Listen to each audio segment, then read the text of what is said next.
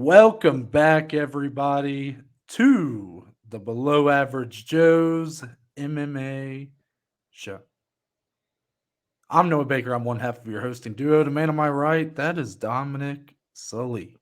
Mm. Dommy Two Gloves, Dommy Bunkers, Dommy finger in his ass at all times. Dom, how you doing? Stinky fingers. I'm doing good, Noah. I think it's going to be a good weekend. A little bit of a wild little episode here. And I don't really know where it's going to go, where it's going to lead us, but I know that I'm with you. And when I'm with you, I'm having a good time. That's all that matters. And it's also NFL draft night. So maybe your boys will get you some good picks Mhm. for the draft this weekend. But I'm feeling good and I'm ready to rock. Are you feeling good and ready to rock? Well, to be honest, Dom, I need to address the elephant in the room. Okay. I'm a little surprised that you're in such good spirits because I'm not. I'm not in Uh, good spirits. I'm not in Tell good us why. spirits. And the reason is that I take a lot of pride in my predictions, Dom. Mm, I know I'm wrong a lot, but it mm, doesn't make it hurt any less when it happens. So, you know, it pains me to say that my prediction for the NBA Finals champion, the Los Angeles Clippers, have been eliminated in 5 games yeah. to the Phoenix Suns. Dominic, I know you also made this prediction. Actually, I feel like my prediction of picking them was as a friend trying to Yeah. support you as someone Very who has true. such a diehard fandom for the Clippers. Yes. So I feel like both of us picking the wrong horse here, Yeah. only winning one game in the playoffs, Mm-hmm. is on your shoulders. So I want to hear your response to that. Noah being a good friend here kind of bit him in the ass. There's no ifs, no ands, no buts about it. No pun intended there either. The Clippers do it again, and when don't they in the playoffs? And now, Paul George never even played a single game in the playoffs. Kawhi Leonard goes down with a torn meniscus. I think they came out and said it was today. There was either that or an MCL, one of the shits in your knee that you're not supposed to tear. Was torn, and as soon as he was out, I knew that it was going to be donezo and they wouldn't win another game. They fought hard, but it just wasn't enough. But at least I can say that I wasn't surprised and I wasn't let down too much. I do just feel bad for you, Noah. So I would like to apologize here. Well, I do appreciate that apology, Dominic. I guess you know what they say: the best part-time job in the world is being a star for the Los Angeles Clippers. And with that, Dominic, we will move into headline number. So not a fight, not a card. Dominic, we're talking about two of the biggest MMA promotions in the world, not named the UFC, and Mm, Bellator and the PFL.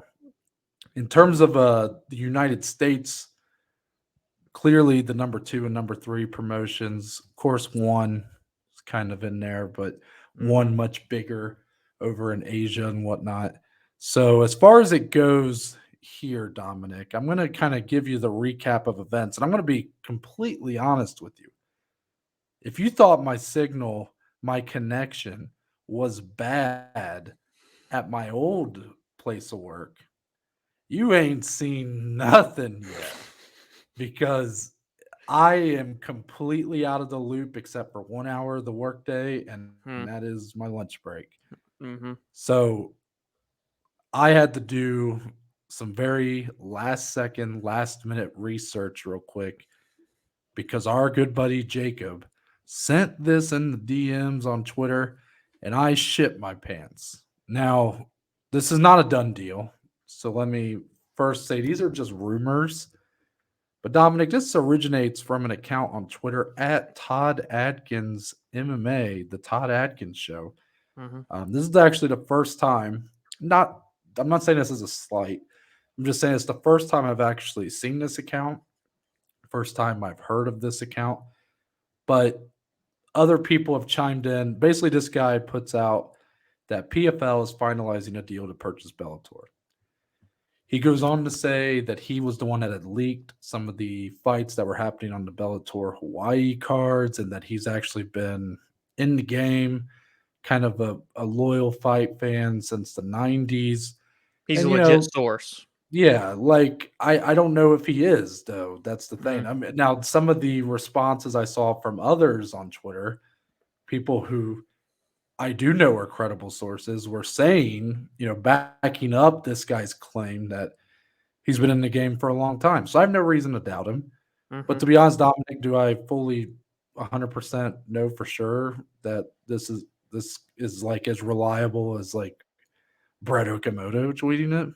mhm, No, I can't say that.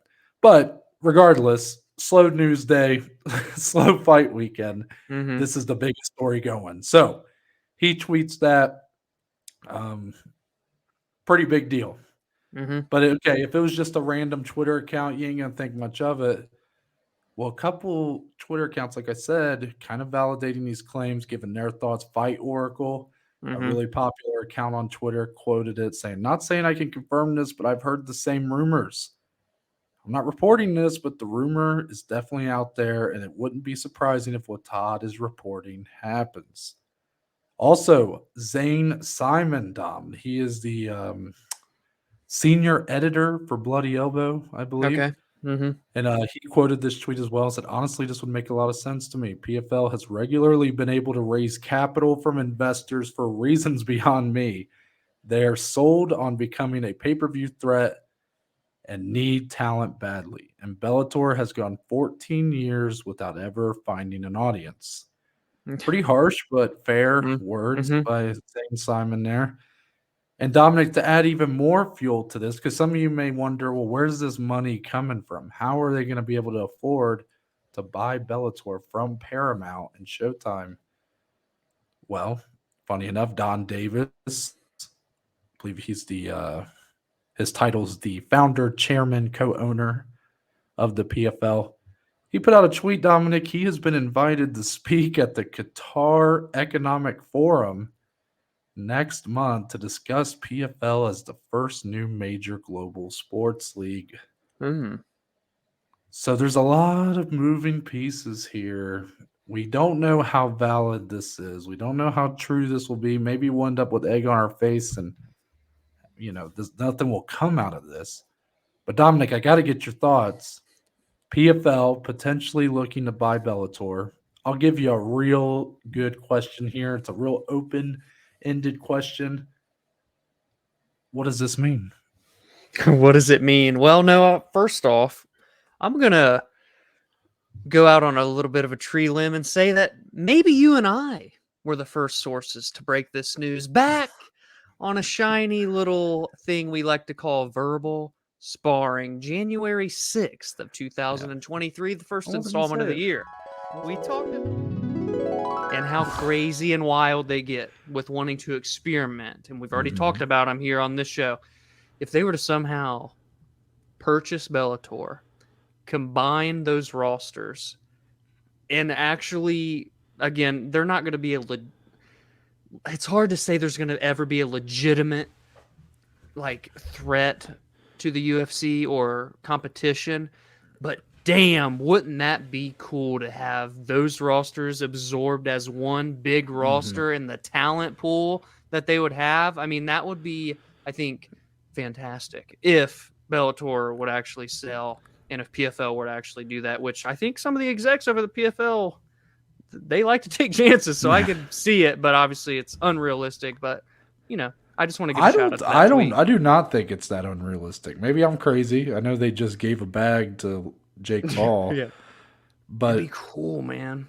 dude, I kind of hope that's what happens because I don't think the end goal here is for the PFL to take over. Like I don't think that's really the realistic goal, right? It's not for them to become the number one MMA promotion. But why can't we have a legitimate number two Yeah, who is not like a Bellator level, but like, I mean, why can't they be almost as big as the UFC? Like, why yeah, can't there be two big yeah. promotions? Because let me tell you, what I think would really benefit from that, obviously that makes their roster just Oh so, man. so much better and bigger and Hmm. deeper.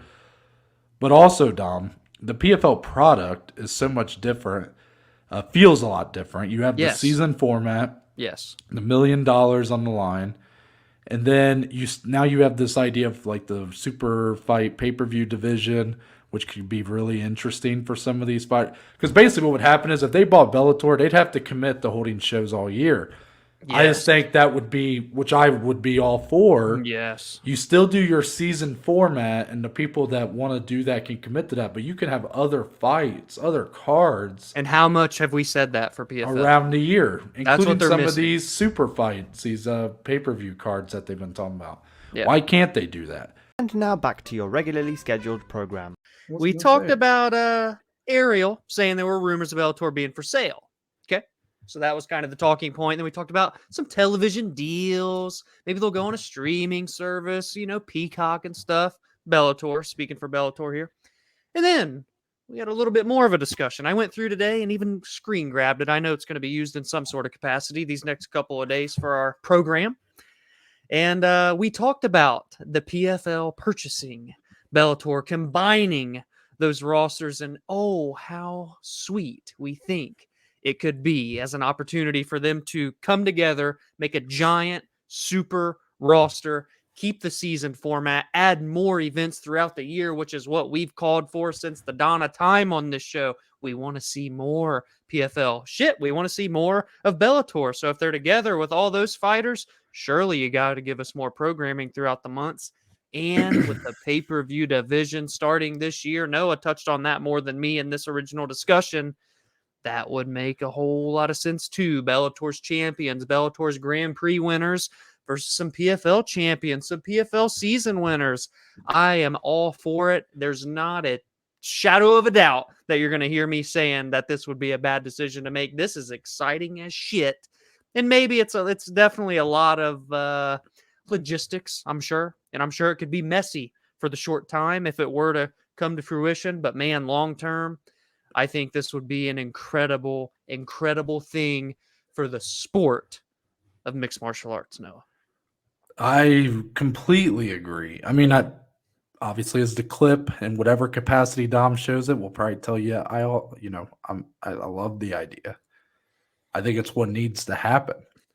I think it's what needs to happen for a sustainable second promotion of MMA to be successful.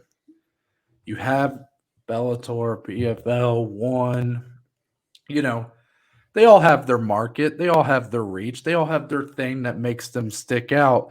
But Dominic, what they don't do is make money. Yeah. Unfortunately, the UFC just controls such a large part of that market. Some would even say to a monopolistic degree. We're not saying that. I'm just saying what other people are saying. Right. So, ultimately, though, it seemed to make sense if you combine two of these. If two of these merge, they could be stronger. Yeah. Remember what Caesar said in the Planet of the Apes movies that came out a few years ago? He said, "Apes together, strong." That's what I'm saying about MMA promotions right now. Yes. So this is my whole car ride home, Dominic. I'm still processing this as like a real potential thing that could or could not end up happening. Right. Yeah. But yeah, now that it's like someone is out there saying it, honestly, it didn't take much because this account, I guess it's verifiable. Literally, the time on my drive home, I obviously wasn't, but the few minutes I changed clothes and got on here, I looked, saw one other account that I recognized say, "Yeah, this is legitimate," and I went, "Guys, I think they're being sold. Sign me up." Yeah. But now I can't stop thinking about all the possibilities of what this can mean, Dominic. Let's look past the potential sale. Let's look past the logistics of it because we know it's going to be difficult. You probably won't see a full-on merger until at least the end of the year, if not maybe the end of 2024 even. Yeah. So let's look at a world where these two B-tier promotions combine as one to hope to become a legit competitor in the sport.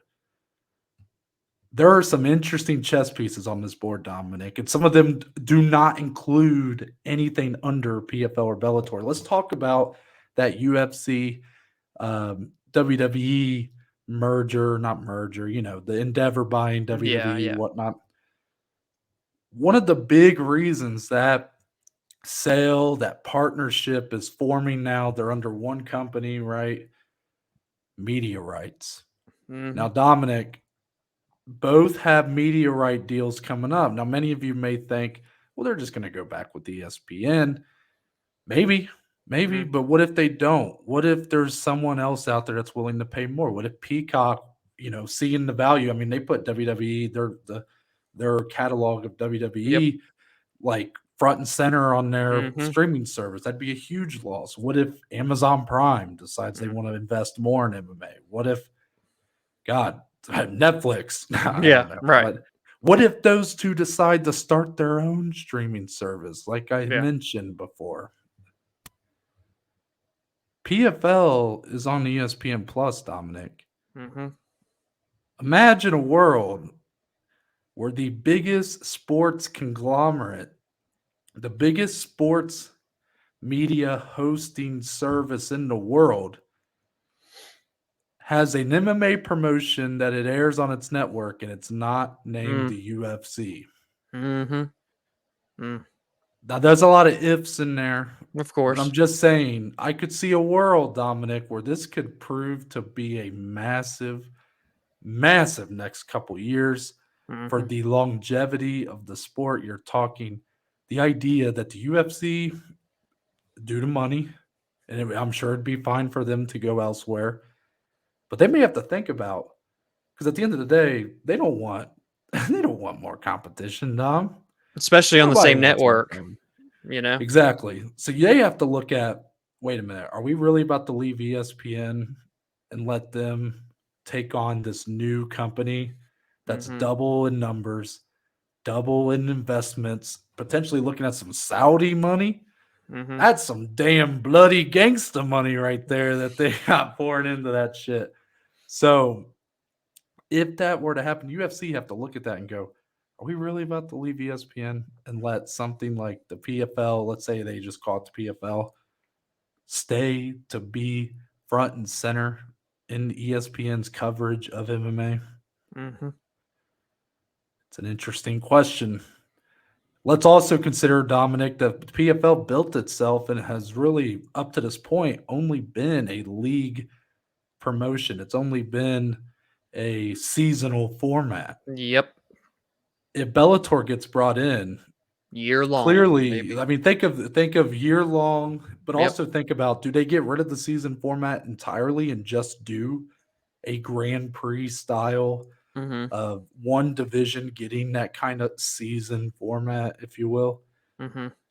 It's possible, because, Dominic, if you start doing year round, nobody's going to care as much about the season champions. Yeah. You're going to need champions that are defending, fighting for that belt multiple times a year. Yes. And I think that you could see that go away, or it just becomes another part of it. Like Grand Prix get expanded out to where it's like, instead of one Grand Prix a year, you got like 5. Yeah. Which, honestly, I don't know if less is more. I feel like less is more in that situation. But think about some of the matchups, Dominic. This could give us Kayla Harrison versus Chris Cyborg. This could potentially, I feel like if this happened, be on the lookout for Francis Ngannou to be on his way in. Oh, it's without question if this happens. Yeah. And a whole hell of a lot more, I think, maybe. Well, think of the matchups with people that are legitimately for sure signed. Yeah. Patricio Pitbull taking on guys like, oh my God, I'm going to struggle to even think of like names off the top of my head. Like Shane Burgos, like AJ McKee, OAM, like these guys colliding against each other. Yeah. I'm sure there's a world where this can go wrong. But I'm here to watch it. I'm putting my head. I got my blinders on, Dom. This is all good news as far as I'm concerned. I mean, if there's anybody out there that doesn't like the idea of this, I want to know, like, why. Tell us why, because I am genuinely, I'm not going to hate on it or someone else's opinion. I would love to know, because I think that this is massive stuff here, unprecedented stuff, really. We've not ever seen anything like this in the world of MMA, with a merger of two prominent MMA companies, competitors even. You look at PFL and Bellator more as competitors as you do with either one of them in the UFC in terms of their competition, in terms of getting eyes on it. And PFL has won that the past couple of years. Honestly, since the PFL came back after COVID, so I guess 2021 season through now, they've been more prominent in the space than Bellator, I think. Bellator still has had big Grand Prix, big fights, don't get me wrong, but I think just in terms of what we get to see and the uniqueness of it, PFL's taken that spot. We've talked about it a few times on here. They are number 2 for us. Put those two together. Again, I said this in January, there's never going to be the one, like a threat to the UFC, but it's not about that. You just want nice, good competition where we can tune in on a Friday night and there's a big PFL Bellator card, and on Saturday you got UFC, and instead of covering that once a month where we get all of them overlapping, we get to talk about it 2 to 3 times a month where there's multiple cards for them. I struggle to see where this could be a bad thing, to be honest. The only thing that anybody's going to say is the source of the money buying this, Dominic. It's going to be questionable at best, right? So, but I mean, it is a big part of the space nowadays. I mean, you got massive boxing fights multiple times a year. I mean, this is where these people over in Saudi Arabia are willing to pay big money to get these sporting events over there to make it a more what's the word? More of a destination, more of a tourist attraction. Well, the UFC going there yearly now too, Well, yeah, right, in Abu Dhabi. So, like, for the source of the money is just the only thing, and that's completely valid. And maybe for some people, they feel like us being that excited about this is like concerning, and maybe that is. But we're choosing to look at this in terms of the entertainment, in terms of the sport. It's a big deal. It's hard not to get excited about it. So with that, Dominic, more probably to come on that, but we will move on into UFC Vegas. What's the number again? Do you actually care? It's 72. Okay, 72. Thank you. In your main event, you will see the number 8 ranked Song Yadong back in action in his second main event, I believe. He's a minus 105. Slight favorite. Taking on the man 2 places behind him in the rankings at bantamweight. That's number 10, Ricky Simone at minus 115. Ricky Simone in his first main event in the UFC. Dominic, what an opportunity it is for him here. Song Yadong is a guy that's his potential's been shouted from the rooftops for years. He's constantly at the top of those ESPN top fighters under 25 or whatever list. Very young guy, a little bit raw in years past, but feels like each time out he looks more and more polished, more and more advancements in the game. And even though he did lose to Corey Sandhagen in his first main event, I think there was a lot of positive takeaways to have for Song Yadong by the end of that. Of course, his durability, his heart, he showed there. The fight was stopped due to his eye basically closing shut, not due to him quitting or getting knocked out. And he even had his moments where he was hurting Corey Sandhagen. You look at what Corey just did to Marlon Vera, and you see how far along Song Yadong really is. Meanwhile, Ricky Simone, Dominic, his biggest fight since that co-main fight that he lost way back in the day against Uriah Faber. And you want to take a guess how long he lasted in that fight? Not very long, if I remember correctly. It was about 46 seconds. That loss has just stuck with him. It stuck with him. He even lost his follow-up fight from that against Rob Font. Obviously, that loss looks better and better. But since then, he's been on a tear, an absolute tear. And that's been highlighted most by his win against Jack Shore in London. Jack Shore, of course, has now moved up to featherweight, but at the time, one of the biggest prospects in the bantamweight division. And not only did Ricky Simone beat him, Dominic, as a pretty big underdog, he finished him. He finished Jack Shore in a fight that many thought was just too much for Ricky, that Ricky had reached his ceiling, his peak, myself included. But then you had people like Dom, who've been in Ricky's corner from day one, who said, no, I think this is actually a pretty competitive fight. And if anything, the fight wasn't crazy competitive because Ricky kind of dominated the thing, to be honest with you. So this is by far his biggest opportunity. For Song Yadong, it's an opportunity to get back on track. A guy who, in theory, you lose to Corey Sandhagen. This is kind of your step back, but it's a very even fight. Not an easy fight for either guy. Dominic, as the Ricky Simone fan, Borderline stan. meat writer, whatever you want to call him, how are you feeling about this fight? How do you evaluate stylistically how Ricky sizes up with Song Yadong? I think this is a really, really great fight for both guys. This is perfect matchmaking. These are the types of main events that we like to see. Song is coming off of a loss in his first outing in a main event against Corey, but it was one where he held his all. It was a close fight. Corey was just able to, as the rounds went on, take advantage of it, bloody him up, get the TKO doctor stoppage. But before that, I mean, Song was on a tear himself, winning 3 straight, even had a win over Marlon Moraes. Yes, it was on the downslope, but still, he finished him. It was a good win. He was legit. Honestly, these two have legitimized themselves kind of at the same time. Like they've went on rises at the same time, and now they're going to get matched up with each other here. We saw Song fall in his biggest one. Now, could Ricky fall in his biggest one? Yes, he very much could. But I like this spot here. Ricky, yes, is a phenomenal grappler. Song, good everywhere. I don't know if I can pinpoint one necessary spot where he's just, flawless, but he is a very, very well-rounded, solid mixed martial artist. That's what I think got him all the way to number 8 in this division. But Ricky, and I think he showed it during this 5-fight win streak, has gotten better and better in those aspects. He's polished up the striking. I mean, he hurt Jack Shore on the feet to get the sub. He knocked out Rafael Sunsao on the feet. So I think if this fight were to stay standing, if Song can defend the takedowns, I don't necessarily see him outclassing Ricky on the feet. Yes, I lean Song if it's predominantly there for 25 minutes, but I think Ricky can hang. But when he has to, Song speaking for, has to worry about those takedowns the whole time, he's going to land it eventually, Ricky is. And I just don't know if Song will be able to get back up as the fight can go on. And I confidently think this fight's not going 25 minutes. I think someone's getting finished. I think someone's coming out of this, winner specifically, looking damn good.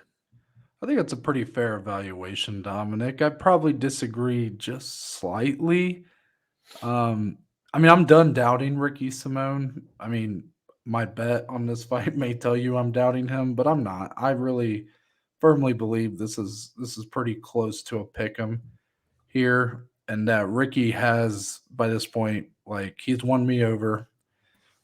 But it's to what ceiling are we talking about? What's the expectation, right? Because if you tell me, oh, good, so you believe Ricky Simone's a future title challenger, I go, whoa, wait. Okay, maybe I am still doubting him a little bit. But in terms of believing that he still has room for improvement, yeah, I definitely believe that. I don't know how high that'll get. But Dominic, you made an interesting point about these two kind of coming into their own at the same time. The only difference is the expectations were never there for Ricky Simone to be that guy. He was the guy that a washed up. Well, I'm not saying this. I'm saying this is what they said. When he lost to Uriah Faber, he was the washed up guy that came out of retirement. I think that was his fight to come out of retirement, was against Ricky Simone.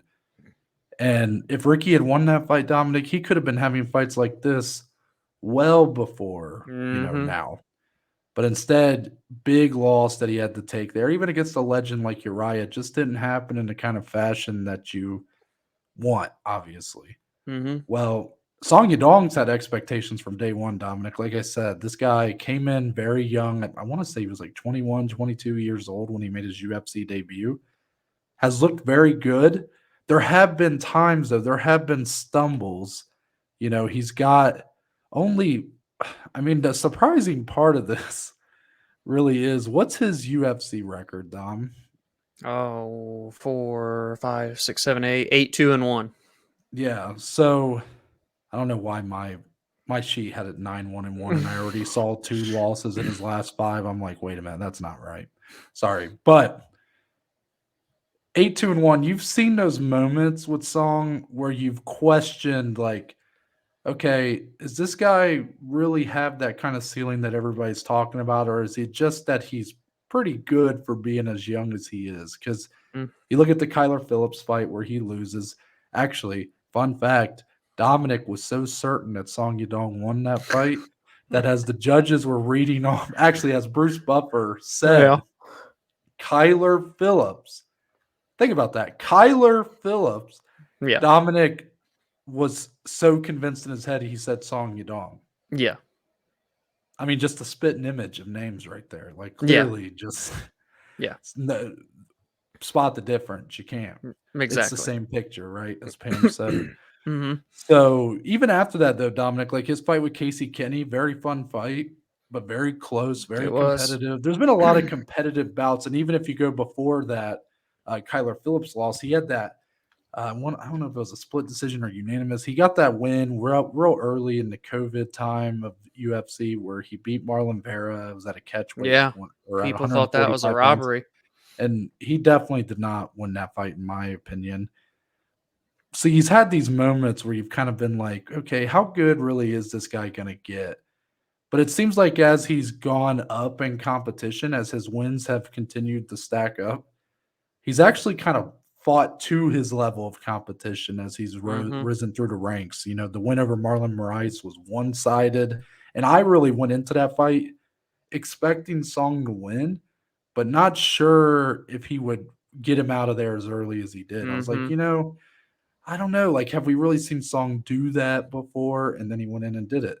And then the Corey Sandhagen fight, most probably thought Corey was winning that fight. But I think Song did show a lot, especially early, that he can kind of hang. He can at least hang with the top of the pack. Now it's time for him to prove that he belongs with the top of the pack. And the same is on the line for Ricky Simone, except it's just been a difference. Sure, they've hit this point where I don't want to say it's their ceiling, but they've hit this point where they're in their stride right now at the same time. But like I just said, the journey has been completely different for these two guys. Yeah, that's accurate. I like that, actually. What do you think, X's and O's wise? What intrigues you the most about this fight in the cage? I'm glad you asked, because that is kind of the difference of opinion we may have on this, and that's just that I honestly think that both guys have a pretty clear advantage over the other, and yet, like, okay, Song Yadong, I think, has better hands than Ricky Simone. I don't think a lot of people are gonna, say otherwise. Can Ricky hurt Song on the feet? Sure he can. But Corey Sandhagen, I mean, got him out of there due to, the eye closing up and whatnot. Right. Never actually knocked him out. I don't think Ricky Simone's doing that to Song Yadong, but Song has more power. I think he's got overall better technique. Neither guy really, I mean, Song's still so young. Neither guy really known for their technical striking, Right. but Song Yadong carries a little bit more of a punch. Ricky, of course, you have to worry about the wrestling, right? He's a great wrestler, but Song's got like a wrestling like frame. Yeah. And he also comes from Team Alpha Male, which isn't that right? Am I right about that? Team Alpha Male, yeah. With Uriah in his corner, Yeah. which is funny. And, So yeah, and Team Alpha Male, Dominic, who they produce better than anybody, wrestle boxers. yeah, That's what they are known for, their bread and butter.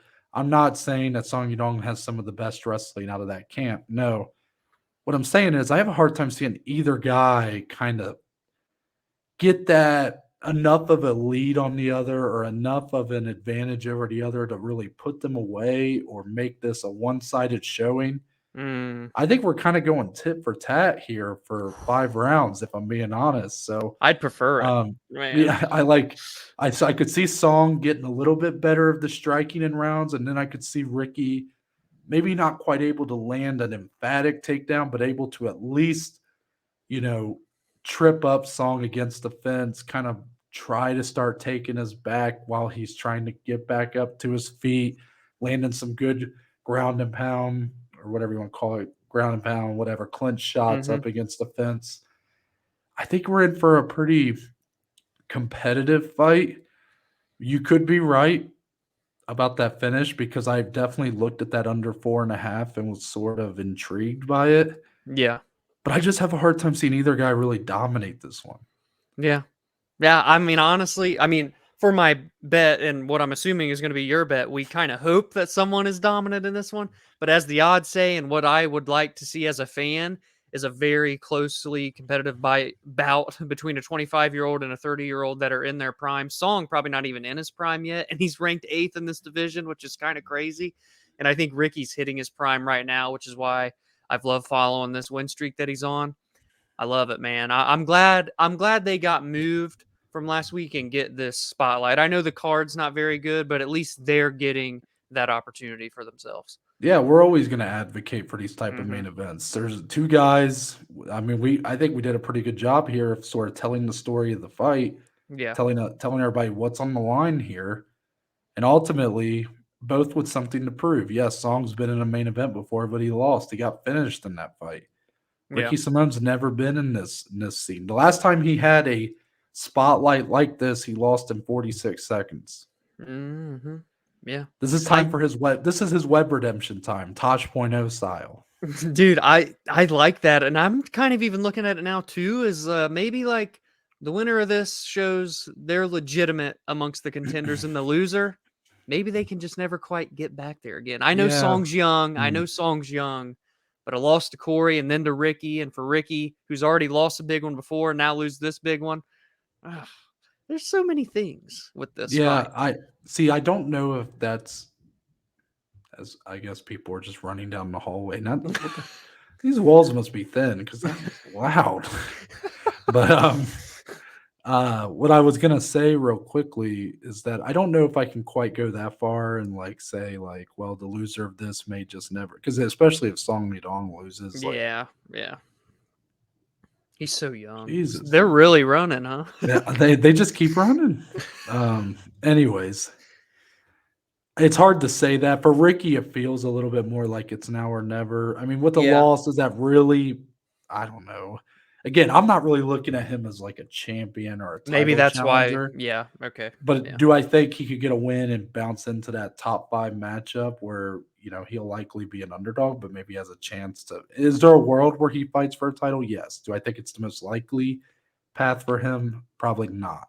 Mm-hmm. Song Yadong, you could probably have an easier time convincing me that his ceiling is at some point going to be there. Oh, okay. Okay. But the problem is that I don't know if that's right now, because even though these guys are in similar places, there's a 5-year difference. And you're talking about 25 when you're not in your prime, 30 it's like right when you're supposed to be. So yeah, it's interesting for that reason. But I don't even know for the winner, Dominic, it quite answers all the questions, because do I think if either guy wins, they prove that they belong with the top of the division? No, because they beat a guy who I also do not believe or do not know if they belong with the top of the division. There'll still be questions going into the next guy's fight. Yeah. But it's a big step in the right direction in this spotlight. Yes, I know it's the apex, but in this spotlight, in this 5-round main event, to show that they at least have some of the pieces to compete at the top level. Booyah. I love it. Nice, Dominic. That was real G of you right there. Booyah. Booyah. So with that, Dominic, we are going to move on into the rest of the weekend. We're kind of combining everything here because, Dominic, with all that being said about the main event, this card is dog shit. And Dominic, let me ask you, what's the number again? Hashtag UFC 72. Vegas. All right, thank you. We're also going to be talking about a little bit about BKFC 41. I think it's 41. I sure hope so. It's the one with the former UFC fighters on it, all right? Yes. Funny enough, happening at Broomfield, Colorado, Dominic, the same arena that we will be seeing one make their U.S. debut in a week next from week. now. So yeah, there were preliminary plans that I was trying to convince Dom to spend over a week in Broomfield, Colorado with me to go to BKFC 41, and then one is U.S. debut. So and enjoy Colorado the whole week in between. Yeah, and just stay in and find the cheapest Airbnb, which was like in some guy's basement. Yeah, right. Nothing could go wrong there, right? So, Anyways, rest of the weekend, Dominic. We can start with UFC Vegas. What was the number again? 72. Okay, That's the Dominic. recurring theme of this show. Noah is like, what number is it again? And I tell him, yeah. The real only fight that I have much interest in has got to be the co-main event. I'm There are actually some shocked guys. you're talking about one. Oh, really? Yeah. I dead ass was not going to talk about any because of the bets. I'll just talk about the co-main. Let's do it. Oh, well, yeah, I guess you're right for the bets. But Caio Borralho, I think, is a guy with some potential. Co-main machine. Yeah. 3 of his 4 UFC bouts, co-main spot. Yes, he's a beast. This man has fought. Wait, let me think how to word this. He has more UFC fights than people have been in attendance for his fights. How about that? Wow. Yeah. But that's not true because he fought UFC 280. Take away that one. That's dead on, though. Yeah. Yeah. But I'm just killing it with the zingers today. But anyways, Michal Oleksiejczuk. Like Joanna's last name almost. The ending. Because he's from Poland. Oleksiejczuk. Yes. Good job. Yeah. I think it's Michal. Michal Oleksiejczuk. Anyways, Noah's having really fun today. We're really stalling here. I'm trying to make sure you guys get the rest of the weekend.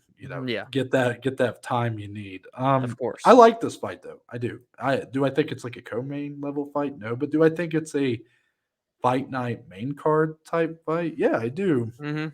Borralho. You said he had 4 UFC bouts? This will be his 4th. Oh, that's right. Okay, and 2-0 on the contender. Because I had on my sheet he was 3-0, but after I messed up Song Yadong's record, you had me questioning everything on here. But he's 3-0. But Dominic, all 3 been by decision. This is not the same kind of performances we thought we might get from Caio if you went off of his second Contender Series bout where he was super explosive, got a first-round knockout. He's got kind of the look, the style. He's all tatted up, but then he's kind of like a nerd at the same time. I mean, very interesting guy. Meanwhile, Michal Oleksiejczuk is just a hammer. He knocks out people in the first round. He's got 5 of those in the UFC, 10 overall out of his, 18 wins. Or 10 of those came in the first round, I should say. 13 of them overall. So this guy's an absolute hammer. He comes out all gas, no break. You look at what he did to guys like Sam Alvey, where he just showed no respect at all. And yes, Sam Alvey is not Caio Borralho, but it is a very big clash of styles for that reason, Dominic. Humongous. Caio has really came out super patient and kind of slow. Like he really kind of like molasses just pouring out of my mouth. Yeah. So that's how Caio has really fought through his first 3 UFC bouts. But I don't feel like Michal's going to allow him to get into that comfort zone. And if he does, it's going to be a long 15 minutes for Oleksiejczuk. What do you think? See, I was viewing this, and this may not show on the bet slip today, but I'm leaning on Thursday as we record this and sprinkling maybe a half unit on Caio by sub. Michal's been submitted a couple of times, and I know Caio's had all these decision wins lately in his UFC career, but when he gets his opponents down there, they're fucked. They are not getting back up. The round ends, he gets them back down and just keep copy and pasting for what is now 3+3+3, 9 straight rounds. And he also did it to Aaron Jeffrey on the Contender Series, who's now in Bellator. So I like this spot for Caio, the co-main machine. Maybe after he wins this one, he gets he'll probably, honestly, after this, fight a ranked opponent. I wouldn't be surprised. And they might just put him in a fucking main event slot at an Apex card for all I know. He's really getting some steam right now, but I like him. But I do want to see him have that second Contender Series performance where he is a little bit more go at him, go try and get this finish and work for this finish. Yes. And I think, Michal is dangerous on the feet. So don't do it on the feet, Caio. And if you do, that's honestly more impressive than getting a sub here. But this is just, like Noah said, a complete clash of styles. We've got a great kickboxer and a great grappler. What's going to happen when they're in the cage? I like the spot for Caio, though. Michal could prove me wrong and get a really big win, though. He's on a 2-fight win streak, so he could make it 3. Yeah, he's very good. But Caio just, even if you're looking at the size difference here, he's big, Caio's massive and shredded. Yeah. And I don't know. It's just tough when you have a guy that has that kind of physical athletic advantages, Mm-hmm. and he just has such a good way of getting the fight where he needs it to on the ground, where he has Mm-hmm. top control. It's hard to get off. It's hard to get off from underneath a guy like that, especially when you're a guy like Oleksiejczuk, who's more of a striker. Yes, very true. How about BKFC 41, Dominic? You Mm. had been admittedly not the biggest fan of BKFC. Yeah. And I used to be on that train with you. Yeah. And then I don't know what happened. Somewhere along the way, I You became changed. I've been sucked in. I'll tell you what it was. It was when Dana White's slap fighting started. And I went, you Yeah, know that what? is it. BKFC ain't so bad anymore. Yeah. No, I can't say I've watched too many of them, but I am intrigued every now and then to kind of check it out. So this is by far the most intrigued I've been. That's because, Dominic, we have 4 massive former UFC fighters on this card and some pretty interesting, exciting matchups, I would say. Mm-hmm. Your main event, Luke Rockhold, the former middleweight UFC champion, taking on Platinum Mike Perry. Wow. Wow. I mean, just and what's crazy, Dominic, is you hear that and you go, "What?" But you want to know what's crazier? I don't know what the odds will tell you. Mike Perry's probably the favorite to win here. I would think. Yeah. I mean, what a world, right? Because even Mhm. at this point in their careers, I feel like Luke would be a pretty big favorite in MMA, right? Like I Huge. feel, I yeah. think. Yeah. Meanwhile, your co-main event, Chad Money Mendes taking on Eddie Alvarez, the former lightweight UFC champion. And even Ben Rothwell on this card. I believe that's going to be his BKFC debut. And then you have a title fight in your third bout. Beck Rawlings actually fighting for a title, or maybe she's a champion. I don't know. But let's talk about those top 2, Dominic. Any expectations for this one? Any excitement from this one? I mean, Mike Perry and Luke Rockhold have been putting in the work trying to promote this thing. They had the very interesting appearance on the MMA Yeah. Hour. Not sure if you had the opportunity to check that out, but give me your thoughts. How you feeling as a non-BKFC fan? Excitement, bold word for me, a stretch for me, but intrigued. I would say I am. I would say I'm very intrigued to see one. I mean, really, not even one. It's only one thing because Mike Perry's been there and done that at this point in BKFC. I think he's done pretty well for himself. If I Mhm. think he has at least at BKFC. For Luke, though, that's what I'm interested in. How's he going to do here? Because it's a guy that's known for being chinny lately, the past few years. Now, go watch his fight with Paulo Costa. You think you're fucking nuts if you think he's chinny because he was eating bombs for breakfast, lunch, and dinner in that fight. And then And rubbed his blood all over Paulo's face at yes, the end. That was and pretty what crazy. could possibly be the single-handedly weirdest fight in UFC history, but it was great to watch. So I just don't know what's going to happen here. He's never like he was a good striker in MMA, but he was just a really really solid fighter. You know what I mean? He was just good everywhere when he was a champion, especially like in his prime. So now we're only boxing here. What's it going to be like against a dude in Mike Perry who wants a blood and guts nasty war? And he had always been like that, even in the UFC. And for Chad and Eddie, I think I'm more intrigued in that as a fight as a whole than I Mhm. am the main event. I think that one makes like, I don't know. I guess there's not really any one-sidedness in Perry Rockhold either. I just get a little worried about that Right. broken jaw and shit we've seen already. But for Eddie and Chad, I think that's actually 2 guys that are in similar paths in their career. Obviously, they're out of their primes and they're just kind of trying to make some money. And I really like that spot. Again, I'm never going to be all on board for the bare knuckle stuff, but maybe that's just me being a pussy. But I think that's actually a pretty cool fight. So I do like that one. That was pretty aggressive, Dominic. You just yelled like pussy, called yourself a pussy. Man, I don't know. I'm just in one of those moods today, but no, I'm feeling it for this one, Dominic. And yeah, you make a good point about the co-main maybe being the better fight, but I don't know. Mike Perry is just talk about a bowl of entertainment. That guy is just Yeah. Yeah. I feel like he is in the perfect promotion for him. BKFC. Oh, yeah. I'm not Absolutely. saying it's perfect for his body, his mind, his spirit, it's perfect for him as the whole package. Yes. Platinum Mike Perry is a BKFC fighter. Yeah. You Just got a had little stroke. jumbled, but he is. BKFC fighter. Can I say the same for any of the other three guys? No, they kind of feel like uh, past their prime UFC fighters just trying to keep their career going. Mm-hmm. But Mike Perry feels like he's kind of reaching his full ceiling as somewhat of a weird, like MMA adjacent star. Yeah. Like Yeah. it's so weird, Dominic. I mean, I can't tell you how many times I've seen clips of their face to face or whatever you want to call it on the MMA Hour going around social media and just how entertaining, how funny Mike He's so Perry goofy is. and wacky. And meanwhile, Luke Rockhold's so awkward. And has Yeah. Luke Rockhold ever had a good comeback in his life? My God. I No, feel they're so usually sorry for cringy him. ones. Yeah. I think he has a harder time being in a shit talking match with Yeah. someone than he does in an actual fight. Like he Yeah. just not his scene. Yes. Then you Yes. have the press conference where Mike Perry wiped a booger Oh. on Oh no, he Luke did. Rockhold's coat. Oh.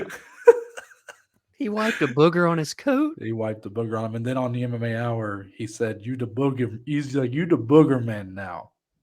The booger man, not the boogie man. The booger man. Dominic, I think that's enough. I think we can move on from there. Yeah, we probably should. But no, I'm very excited. Fight announcements. Just a couple real quick. UFC 290 International Fight Week having some shakeup. Unfortunately, Deiveson Figueiredo, Dominic, out Yeah. versus Manel Kape. My only question about that fight is why did they announce it or why was it teased or whatever if Deiveson hadn't even been cleared the fight yet? Yeah. I don't know. Also, though, we do have one to make up for it. Sean Brady back taking on Della Maddalena. Dominic, what do you think about that one? Hey, at least we're losing one and gaining another. I love Brady versus Maddalena. Jackie Moon getting that chance at a top 10 opponent. I think, well, Sean Brady might not be in the top 10 now, but he's close to top 10. Yeah. And we haven't seen Sean since his loss to Bilal Muhammad in October that we got to watch that together. So how has Sean how is he going to bounce back from that knockout loss? He was undefeated before that. So, an undefeated fighter with their first loss of their career, does that change them for better or for worse? A lot of say that it changes them for the better. And Jack has just been on an absolute tear. He's one of my favorite fighters in the UFC right now, and he's getting his opportunity on a huge International Fight Week card. I love it. And Noah, tell the people your little dab in the Twitter group to kind of fix those problems with Deiveson being out against Manel Kape. They have already said Brandon Royval will be the backup fighter. You Yep. must put him and Manel Kape against one another. Why would you not? Why would you not? If he's already going to be the backup fighter, he can still be the backup fighter. Yeah. Him and Manel Kape. Brandon Yes. Royval deserves that spot. He deserves to be on International Fight Week. And God damn it, Dominic, he deserves to be on the motherfucking main card, too. Oh, he wouldn't be, unfortunately. He wouldn't be, but he better be the goddamn main event, It'll be the Facebook prelims, Noah. We already know that, but The that is the MySpace prelims, yeah, the MySpace prelims. That fight has to happen. There's no reason it doesn't line up. And even for Manel, the poor guy can't get a fight now. He's trying to get to the top. Snake bitten.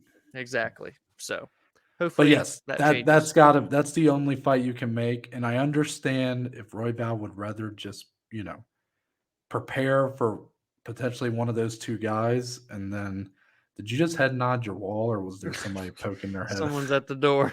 I was like, Dominic, you just head nodding the door? Or what? I don't know what's going on there. But Yeah. regardless, Manel is snake bitten, unfortunately. He needs a fight. And if I'm Royval, he seems like the kind of guy that doesn't want to just, be a backup fighter and, go from there. He seems like a guy that wants to go in there and put on a show, and then he cannot be denied in the title picture. Exactly. Regardless, if Moreno wins, and, obviously you have the story with Pantoja having to win over him, and then it'd be 1-1. So then they may do, for all you know, they try to do a trilogy. Mm-hmm. Go in there, do something spectacular to Manel Kape like you're capable of doing, and you cannot be denied. Yeah. Booyah Also, again. real quick question about the other fight. You said you love Brady Maddalena, and I loved it too. But then I do kind of wonder, Dominic, had the UFC given up on Sean Brady? Oh, I don't think so. I don't think so. I I mean, think doesn't his matchmaking kind of feel like it's set up for Jack to win? you think so? I mean, I mean, Jack's who the do you young. favor to win? I mean, I favor Jack because of what he's been doing, but I wouldn't be surprised at all if Sean Brady were to win. Just because of the clash of styles. Brady's such an amazing wrestler. I don't Yeah. think so. Like, do you think that though? It is an interesting It's point just you it's a bring up. thought that came into my head. I can't deny it's a thought that's crossed my mind, but But do you feel that way about Sean? like Just because of what? the loss to Bilal? Like, are you Well, I ready to think kind it's of? the loss with Bilal mixed with the Chiesa fight not being the strongest showing either, even though it was a win against a pretty tough guy. Yeah. No, I'm not giving up on Sean Brady. I just feel like when you have a guy who didn't look great in his toughest win, Mm-hmm. especially later on, I should say, because he won the fight and it was against Chiesa. But Right. you follow that up with it getting finished by Bilal Muhammad, who, yes, I know Bilal's like could possibly looking at a title shot after Yeah. next weekend, but still, you got finished by him, you got knocked out by him. On the feet. Yeah. Yeah. You kind of feel like you give a guy, and I know there's no gimme fights, but you almost feel like a guy like that, like Sean Brady, who was kind of poised to be one of your top prospects in the division, you might give him someone like I could see. I would have like I felt like a fight like you could have seen him fighting like Neil Magny or something. Yeah. Okay. Not an Yeah. easy fight, but a fight where it's like, okay, Sean Brady kind of gets back on track here. Mm-hmm. That's the expectation. And instead, you're giving him literally an absolute buzzsaw, a Mm-hmm. guy who is surging, has all the momentum in the world in Jack Della. I'm again, I love the fight, but I do get concerned if Sean Brady loses, if he gets finished here. I mean, we could be looking at potentially stunting this young man's growth as an MMA fighter. And I Yeah. mean, I feel like the UFC could still kind of salvage. I'm saying salvage like as if he's ruined. I'm not saying that, but if you have back-to-back finish losses coming off a win that didn't exactly boost your confidence, Yeah. the mental part of this game is just as much of an impact as it is physically. Very good points. I like that actually. That viewpoint. I Mm. respect that. Thank you. Let's move on to the below average bet slip, Dominic. A little surprised. I'm shocked. So far this year, kind of the same as last year. Like Dominic's tried to be the quality over quantity, and I've been quantity over quality. Last year, of course, that worked out for Dom more than me. This year, it's kind of been in the reverse. But ultimately, Dominic, we're sort of flipping roles this week. You have more plays By one. for the first time of the year. Mhm, I mean, mhm. but it's surprising when you have 11 fights on the card and you got 7 total bets. I mean, that's a pretty good ratio for you for a card that's not getting a ton of buzz, not getting a ton of love, doesn't have a ton of Yeah. name value. I was a bit surprised when you had that many. Yeah, and honestly, say what you want about the card, but I kind of like some of the lines that I've seen so far. And again, I might sprinkle that one on Caio. I don't think any more after that, but maybe I get a little ants in my pants this weekend. Maybe do a little live betting again. But I like this spot, so I'll just run through my 7 here. I'm going to pair these two together because they were the same exact odds. Charles Johnson money line and Julian Erosa money line. Both of them I got at minus 138. For Charles Johnson, we've already covered this on our show. He's proved that he is a very good flyweight, I think, through his 4 UFC fights that he's had already. And for Cody Durden, he's okay, and he is on a win streak now ever since losing to Mohayev. But I just think the better mixed martial artist all around is Charles Johnson. The more methodical, just better fighter is him. And I think over the course of 3 rounds, he will get the better of Durden, especially with the length and just the way that he approaches his fights. And for Julian Erosa, this guy is so much fun to watch, and you're letting a 26-year-old making his debut in the company fight against Julian, and you're only giving me minus 138. I almost made it a 2-unit play, and this could bite me in the ass for sure, but I just really like Julian in this spot. He's been there and done that against very good competition. Fernando Padilla has not done that. Yes, he's been in Fury FC. Yes, he's been in LFA, but this is the UFC, and this is Julian Erosa, a very battle-tested veteran. So give me those two guys at minus 138. I took Cody Brundage money line at plus 200, Noah, against Rodolfo Vieira. I know that that's a bit of a dangerous one, but Cody's last loss was a knockout to Michal, who we talked about. It was not to a jiu-jitsu world champion in Vieira. I think if Cody can keep this on the feet like he did against Tresean Gore, he could find a very big, vicious knockout shot to put away the jiu-jitsu ace in Vieira. So I took him at plus 200, a bit of a risky one, but it is what it is. And my fourth money line play, I mean, you probably knew it was coming. War Ricky minus 115, and I think Noah's maybe going to take Song Yadong or do something in this fight, and that's perfectly okay. But at this line, pick either of these guys, and I wouldn't hate on it whatsoever. I just think Ricky is hitting it all right now in his prime, in this run that he's on, and he's going to make a statement, at least for my bet's sake, on Saturday night. So I had to back him, not only as a fan, but I think just stylistically, I like his chances to win that fight over the course of 5. First fight of the night, and this is kind of a running joke at this point for the year in the below average bet slip. 2 UFC debutantes to not go the distance. I don't think I've hit it at all, but I haven't learned my lesson because I'm doing it again. And it's in a women's mixed martial arts bout between Haley Cohen, the Contender Series alum, and Jamie Lynn Horth, to be finished inside the distance at plus 150. Noah, hear me out, because I know you're thinking I'm crazy, and I don't, disagree with you. To be honest, I am a little bit here.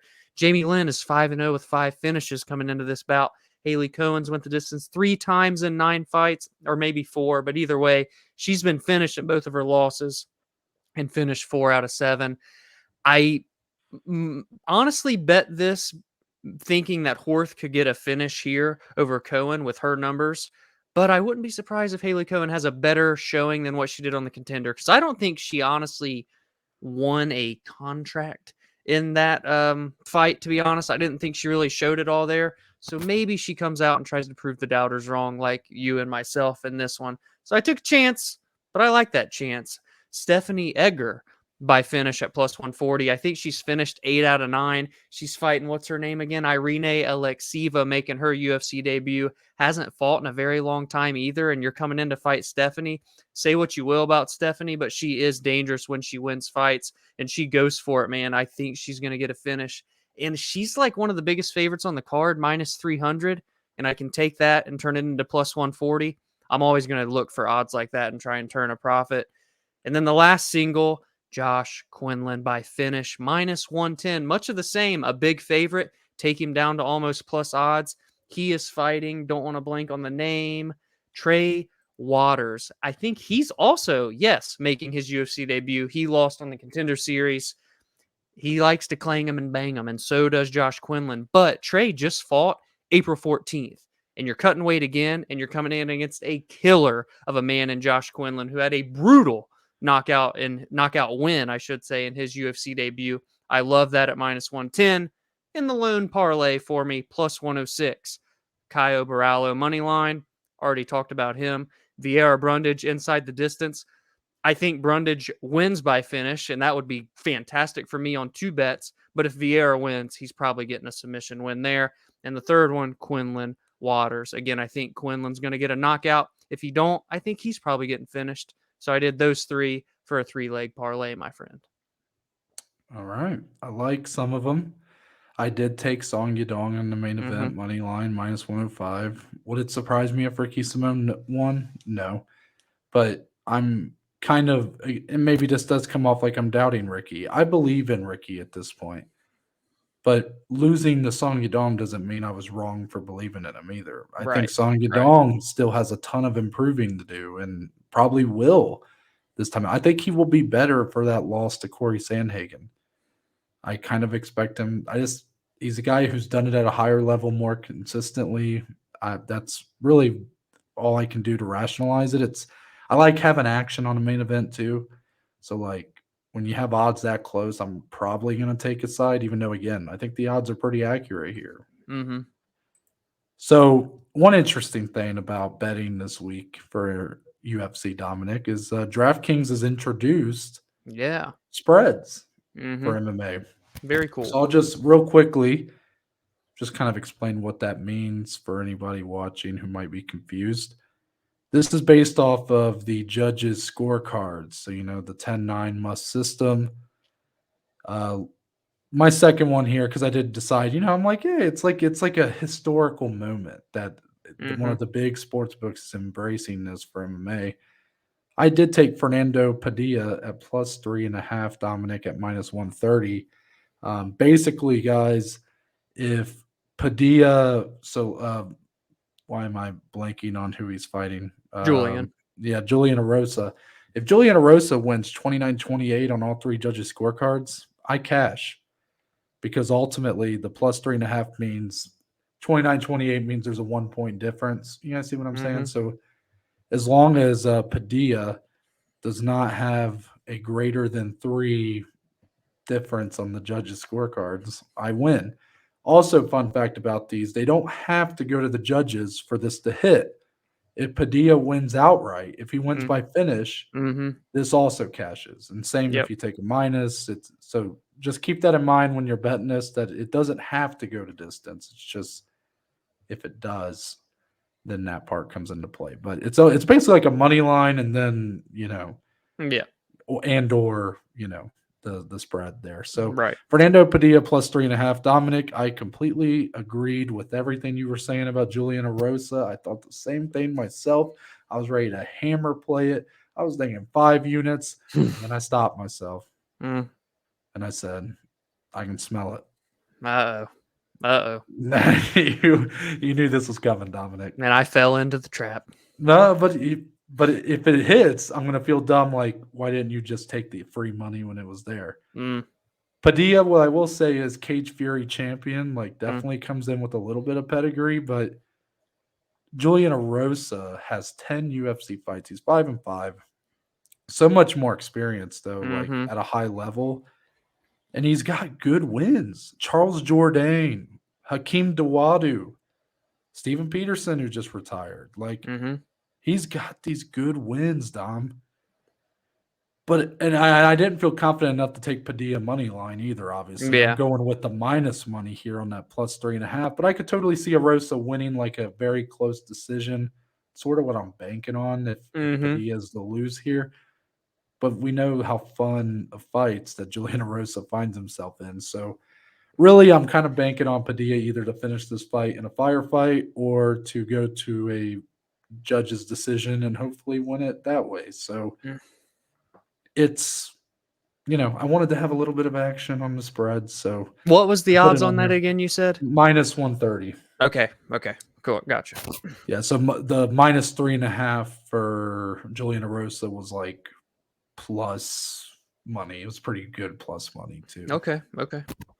So something to keep in mind if someone, thinks that Julian Erosa is going to win by finish, but they're like, well, if he goes to a decision, maybe he'll dominate it. Like get 330-27s. Yeah, 330-27s or even 2 and a 29-28. I mean, it doesn't take that much, Yeah, that's true. But anyways, I also have Martin Boudet money line. Martin Boudet. Okay. Boudet, the little thing that squirts water on your gooch, So have you ever used one? I've not, dude. Me neither. This shows like how low class living we don't go to those fancy schmancy hotels where we're from. Very true. Anyway, proceed. I was surprised our hotel in Chicago did not have one because that was a nice hotel, especially for the price. Holy shit! But yeah, I agree. Should have had one. Yeah. So Martin Boudet is fighting Jake Collier, former middleweight, former light heavyweight, now chubby heavyweight. Yep. He is 5-7 overall in his UFC career. Coming off a loss, that knockout loss to Chris Barnett. Shout out to the Joeys last year that won our Cash It, Don't Trash It award when we took Huggy Bear in that one. Martin Boudet is not by any means a heavyweight that I'm all that excited about, but he is clearly a heavyweight. Big old boy. And you're going up against an undersized heavyweight who has a below 500 record. Boudet has a very smothering style. Think of like the modern day Ben Rothwell. That's Martin Boudet. But a worse version, obviously. So, yeah, pretty easy one for me here. That's at minus 110. Are you surprised that fight was a pick'em? Yeah, I am. And maybe, again, maybe I'm I might be falling for a trap there, but I feel like Collier just has much more UFC experience. That's kind of why. Maybe they think Yeah. his speed might be a problem. Yeah. I don't know, man. Every time Jake Collier fights, he is one of those underwhelming heavyweights that's in that. He's in the Chase Shermans, Yeah. he's in Yeah. that crowd. Boudet is sort of, I mean, he's 2-0. Like he probably will end up in that kind of group, but he could potentially, I guess, be more than that. I don't know. Right. Okay. This one is where it gets a little interesting, Dominic, because GC from the MMA Hour has popularized the flyweight under. Mm-hmm. But I did not take the under. I took Durden Johnson. So Cody Durden, Charles Johnson inside the distance at plus 140 to Okay. give myself a little bit more of a cushion. The 2.5 minutes make a big difference, guys. And with these two guys, I mean, Charles Johnson's got a 3rd-round knockout in his last few fights. So, like, there's a possibility for that. A lot of decisions that these two have been in their UFC career, but I believe in the flyweight unders, Dom. Yeah. And even though I didn't take it, I took the inside the distance. But you you get my point. You kind of took it, Yeah, It's fair. I like Charles Johnson, man. I do like that guy. He is better than a 2-2 UFC record. Yeah. And Cody Durden, not bad either, but Mhm. I definitely think this fight, both guys could be coming in here with a chip on their shoulder. I kind of like the potential for that one. And funny enough, Dominic, we do agree on a play. Hmm? Stephanie Yeager by finish, plus 140. Everything you said, with rinse, wash, repeat. Yeah. And then I do have a parlay, Caio Bahayo minus 3.5. Okay. And then Quinlan Waters under 2.5 rounds. And that comes out to plus 103. Yeah, I mean, if you guys want, you could bet Quinlan Waters in the first round to end, and it probably would cash. I think almost that's gonna took be a it banger. under 1.5, but then I was like, I kind of want to parlay something with Ohio, and I said, you know what, we'll give myself another round. Yeah, I like it. With that, Dominic, we move on to closing statements. The only part of the show that we ever end on. Oh, he's if there's one constant, it's Noah's transition into closing statements, but that's okay. It's been a long episode, Dom. Not really. It's been the longest short episode ever. We had so much to talk about with UFC Vegas. What was the number again? 72. And then BKFC 41, blood money coming into MMA, what's new. But Dominic, closing statements. The part of the show where me and Dominic can talk about anything and everything, MMA related or not. So do you have anything for today? So we're at UFC Vegas 72. Inevitably, one day we will get to UFC Vegas 100. Oh, don't do this. When that day comes, will you and I, as the Below Average Joe's representatives, be in attendance for UFC Vegas 100? Why would you say that on here? Because it's a very important question. What are we gonna go see? We're gonna go see fucking. It will be Caio Borralho's 5th fight night main event by then. Yes. I mean, what's the main event for that card, Dominic? Is it gonna be like I don't know, Norma Dumont versus like Danielle Wolf? Danielle Wolf. I think that fight's already happened. The rematch. Part 2, the rematch. Maybe the trilogy by then. Yeah. Maybe we bring in another women's featherweight. No, that'd be crazy. Yeah. Why have a division here? Yeah. Right. I can say I'll give it a 5% chance. Oh, okay. Well, that's better than. I was gonna say 0, but I'll say no. Actually, I'll go 10. 10% chance. Because UFC Vegas 100. For the bit. And because I just love going to MMA events, we'll make you a shirt, some sort of like UFC Vegas. You know what sucks though? The Apex events are so fucking expensive. They are expensive as shit. It's basically like a big VIP package, though. It really is, and I mean it's cool. Like you got more comfortable seating. You're kind of like it looks like go in the cage and all couches. that. Is that what they're like big old couches? You get to get a photo in the cage. I mean. I think you get a tour of the entire Apex. Yeah, it'd be dope, but it is expensive. But Dominic, I'm not gonna lie. For the right card, I do it. And for 100, we could. I mean, that feels like for the bit. We almost have to. What if that we were talking about potentially going to UFC 290 this summer? What if our first fight? I always said In my Vegas? first time in Vegas, I want it to be a big fight. Yeah. I yeah. cannot wait for it to be. I don't know. Nor Dumont, Danielle Wolf too. Yeah, thank you. I'm gonna for closing statements. I'm just gonna mention, I guess, NFL draft real quick. Yeah, it starts tonight. I Soon. mean, Dominic, is there any chance that Bryce Young's not the number one pick to the Panthers? Like, is there any doubt in your mind that he's the pick? I feel like it's about a 98% chance that that's the pick. Yeah, I know, and I feel like that 2% is with all these crazy odds changes for Will Levis to be number one. Have you been seeing all that? He went from like plus 4,000 to plus 400 to be number one, and all this. There's been a lot stuff. changing, and then the Texans, man, they're such a wild card in general. They always And they have 2 and 3, right? Like I've been hearing. No. Wait, do they? I think thought they the have Colts had back-to-back 3. picks. Let me see. I'll look while you say something. You were going to say something. There's no chance they have the 3rd. I No, think they only they have do. the 2nd. Okay. Did you look it up? Because I might be wrong. Yes, they're number 2, Arizona number 3. Okay. I don't know and where then I Colts saw number that. 4, maybe. Yes, Colts 4. But I've been seeing people say, well, the Texans might not take a quarterback. And I'm kind of like, Oof. really? Not going to take one? Like, I understand if maybe none of these guys in that class are like a guy you think is like a franchise changer, but you got to inject some life into this franchise, Dominic. The Houston Texans have been a laughingstock for too long, but also they're a fucking wild card. I mean, they might take that guy out of Texas A&M, and we'll be like, what? Will Anderson? Like, you got Yeah. what? Like they do that every year, Dominic. They go with a pick that you never see coming. I don't even think they know who they're taking right now. They roll it. We're recording this at 6:47 p.m. night of the draft. Draft's in what, an hour and a half? Yeah. How about this prediction, Dominic? Does Will Levis get drafted before Anthony Richardson? Or no. Oh, sorry. Let me change the question. I would have said yes to that. Okay, so Bryce Young, I think, is pretty clearly going to be the number one pick. That seems to be the schedule. Although I maybe you feel differently because you're talking about those odds. Give me the draft order of the next 3 top quarterbacks. You got C.J. Stroud, Will Levis, Anthony Richardson. How do they go? It doesn't matter what pick they are, but you can predict the team if you want to as well. But what order do they go in? I would like to say that CJ would go second, but I've seen a lot of things not being well said about him lately. So I'll go Bryce, Levis, Stroud, Richardson.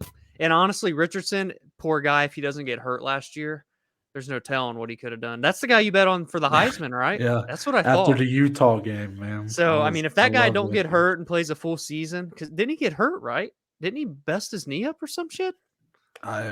It's hard for me to remember. I think he just didn't play that well. Okay. Anyways, you get the point. He's going to 4. Though. Will Levis is the one I remember getting hurt last year. I don't know. Maybe I also feel like I might have been thinking about the Tennessee quarterback that got hurt. Actually, Hendon Hooker. Yeah, another SEC quarterback. That's what it was. He's like the 5th guy, right? So he's kind of the guy that's. Gotcha. Truthfully, Dominic, I think it goes Will Levis, Anthony Richardson, C.J. Stroud. I think there's a good chance. I actually think there's a good chance the Texans don't take a quarterback. I don't know. They just tend to not. They just go off the beaten path all the time. Yeah. I think they might take. What's that guy's name from Texas A&M? Is it Tyus or Ty?